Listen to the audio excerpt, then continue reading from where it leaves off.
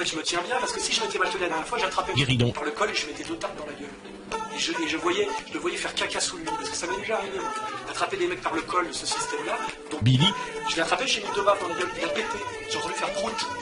C'est-à-dire qu'il faisait, quand il a la trouille, il aurait pu faire caca. Alors j'ai Dan.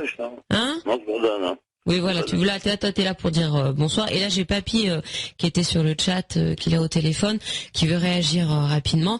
Et j'ai Catherine qui voulait passer du Pink Floyd tout à l'heure. Je lui ai promis, donc je le dirai à l'antenne parce que je le passerai pas ce soir. Il s'appelle Diff, donc voilà, c'est Catherine. Donc comme promis, je le dis. Et Gérard tout court, pardon, qui me disait tout à l'heure aussi pour les gorges du Verdon, il y a aussi les gorges du Drap. Oh, c'est joli ça, voilà, les gorges du Drap. Et apparemment, voilà, c'est un fleuve qui s'appelle le Drap. Donc voilà.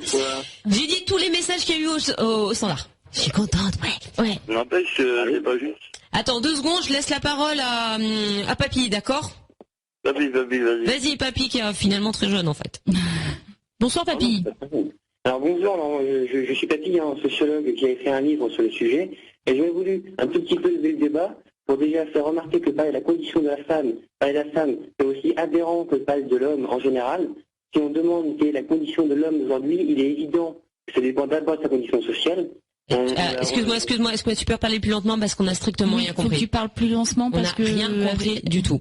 Je disais que si on demande aujourd'hui la condition de l'homme, et c'est évident que ça dépend d'abord de sa condition sociale, on n'a pas sur le même plan du désir la même vie, la même plénitude érotique sur les SDF, chômeurs, cadres supérieurs, ou rentiers ou hommes de spectacle. Et pour les femmes, il en va de même. On a une vision presque monolithique, je pense, puisqu'on parle de la femme. Avant, elle faisait le ménage et maintenant, elle travaillait dans le quartier. Et aujourd'hui, il y a toujours eu, dans les classes dominantes, des femmes qui avaient les moyens de se détacher des tâches domestiques, des employés qui s'appelaient des bonnes, voyez-vous. Oui. Mais aujourd'hui, une des féministes qui est dans le studio est peut-être là parce qu'elle a une babysitter qui garde ses enfants à sa place. Hein.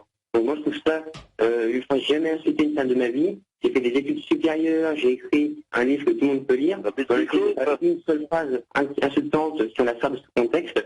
Je dis simplement que de parler de la condition de la femme, c'est comme parler de la condition de l'homme. Et de penser que le balayeur malien ou le plongeur tamoul humilie d'une quelconque façon une bourgeoise du quartier qui mange dans un restaurant et qui fait faire son ménage, c'est une stupidité absolue, et ça ne fait pas honneur aux femmes qui prétendent penser que de réduire le monde à une telle vision stupide. Voilà. D'accord. Et le rapport avec la sexualité, c'est quoi? Ouais. Moi, si je peux me permettre de... Moi, je trouve ça bien. Attends, 2 secondes, laisse finir Papy, s'il te plaît. Ah, ça peut durer longtemps. Le rapport avec la femme, c'est simplement que je parle de la condition de la femme. Et ça, vous avez parlé tout à l'heure vous avez fait une généralité, un amalgame sur la femme en général. Et alors moi, je trouve ça un féminisme absolu. Et il y a simplement un seul mot qui peut décrire ça, c'est pas d'amalgame. Voilà. C'est ce qu'on a dit tout à l'heure. Oui, d'accord. Alors, nous rappeler le contexte. Ok, d'accord avec toi, mais quel amalgame a-t-on fait? Parce qu'on dit beaucoup de choses. D'après vous, il y aurait une seule sorte de femme et une seule sorte d'homme. Non. Ah non? On n'a jamais dit ça. Vous l'avez dit à plusieurs reprises. Non. Non. Et je pense que pareil, la condition de la femme... Tu as l'heure à laquelle on l'a dit qu'on recherche dans les podcasts. Non, je pense que c'est non là. Je pense qu'on s'est mal compris. Je pense que c'est pas ce qu'on a dit. Voilà, je pense que t'as tout simplement pas écouté l'émission et que t'es en boucle dans ton truc et parce que c'est pas du tout ce dont on n'a pas dit ça d'une seule seconde. On a répété à plusieurs reprises qu'il y avait autant de sexualité, de manières de vivre sa sexualité que de Français, donc chacun vit le truc différemment, quoi. Donc il y a aucune amalgame. Je vois voilà. Si tu peux préciser un peu ta pensée, ça serait bien. Je suis Alain, sociologue qui a créé ce sujet. Je pense que vous pouvez tous lire mon livre si vous le souhaitez. C'est quoi ton livre qu'on cherche sur Internet, voir si on le trouve? Comment? C'est quoi ton livre qu'on cherche sur Internet? La misère du désir. C'est quoi? La misère du désir. La misère du désir. La misère du désir, c'est ça? Oui, c'est très bouddhiste. Alors, on va essayer là. La misère.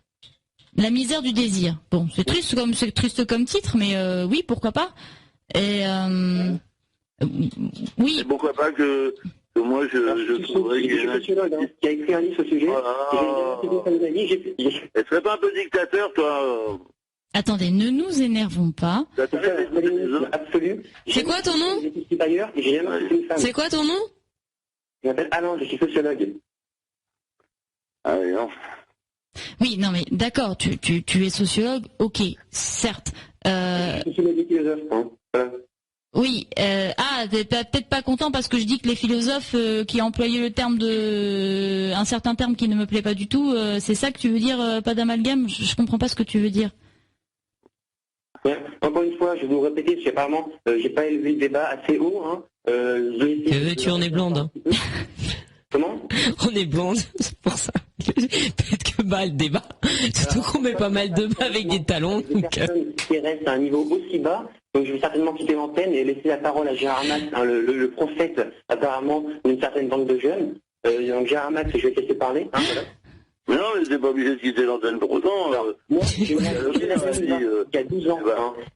J'ai pas envie de traîner avec un mec qui a une voiture avec un intérieur cuir. Enfin, voilà. Alors moi, j'ai eu un mec une fois qui travaillait avec moi, il m'a dit depuis que je travaille avec toi. Eh oh, tu m'as l'air bien mal dans ta peau, toi, pour un philosophe. Waouh. Non, il n'est pas philosophe, il est sociologue. Ah c'est bah pas du tout d'accord, pareil. bah je trouve bien mal dans sa peau cet homme. Tous les sociologues et tous les philosophes ne sont pas... Non, alors je suis sociologue, essayiste et philosophe, et une fois j'ai un employé qui m'a dit depuis que je travaille avec toi... Non, mais pourquoi tu te mets en colère? Au contraire, si tu as écrit un livre, tu devrais être vachement plus ouvert, vachement plus. Finalement, nous, on est de simples mortels et nous ne savons qu'une toute petite culture. Tu devrais pouvoir justement te rabaisser à notre niveau culturel pour nous élever davantage. Et pour nous expliquer, parce exactement, que parce que pour l'instant, on n'a pas compris pas grand-chose en fait. Voilà. Alors avant, il y a un employé qui m'a dit ouais, avant de te connaître, j'avais... Oui, mais quel rapport avec nous? L'employé, je m'en fous, moi, ton employé, j'ai envie de lui dire, c'est un gros connard et t'as bien fait de le virer. En fait, le thème de ce soir était la sexualité des Français, et toi, tu nous parles de conditions féminines et conditions masculines, certes, pourquoi pas, mais notre sujet est la sexualité des Français. Donc, que peux-tu, toi, apporter à ce débat en tant que sociologue? Parce que j'imagine qu'au niveau sociologique, la sexualité des Français est un sujet très vaste, très varié, et qui peut être étudié de 1001 façons différentes. Donc, qu'est-ce que je suis arrivé à votre antenne, ça sent l'huile, hein, c'est gras, ça sent l'huile. Hein. Moi, je suis un gars du Nord, je me tourne pour pleurer. Hein. Oui.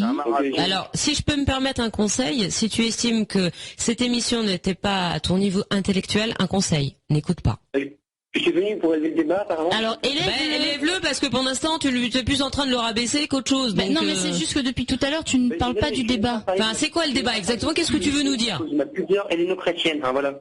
T'as quoi?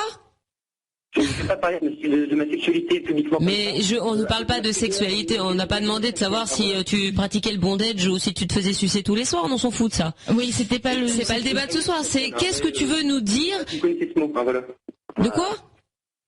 Ben, moi, je pense surtout que tu n'es pas ce philosophe-là, que tu es en train de nous pipoter pas mal de choses. Parce que je pense que si réellement tu avais pris le temps d'écrire ce genre de livre, tu nous parlerais pas comme ça. Voilà, moi c'est exactement ce que je pense. Un dentiste obèse qui habite à Marseille, hein, je pense que des propos comme ça, Attends, t'as dit quoi maintenant? C'est quoi le truc là? Parce que je comprends rien. C'est l'employé, on a Alors l'employé, on a maintenant le mec qui est obèse, mais mon pauvre garçon, on est parti à Marseille là aussi. Ah, elle est partie à Marseille, putain, on est à Paris là. Ah la vache! Faut suivre, t'as pas pris le bon train. Ah, ça doit être ça. C'est ça. Et je suis blonde, t'oublies pas. Ah, c'est vrai, c'est un handicap dans la vie quand même. Non, je pense que ce monsieur, on va le.